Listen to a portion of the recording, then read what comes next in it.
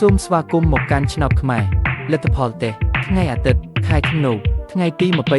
28ជា Channel ចូលចិត្តនិងចែករំលែកវីដេអូសូមអរគុណសម្រាប់ការទស្សនា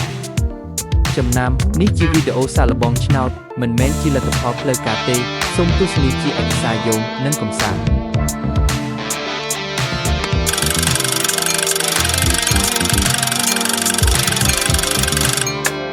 រង្វាន់ទី1 5 0 9 4 9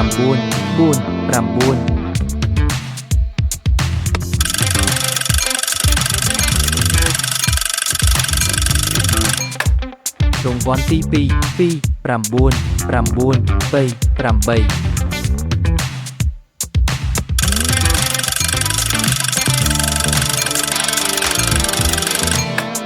រង្វាន់ទី3 0 3 6 3 6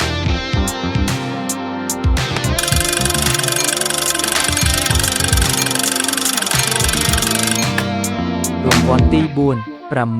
3 5 8 0រង្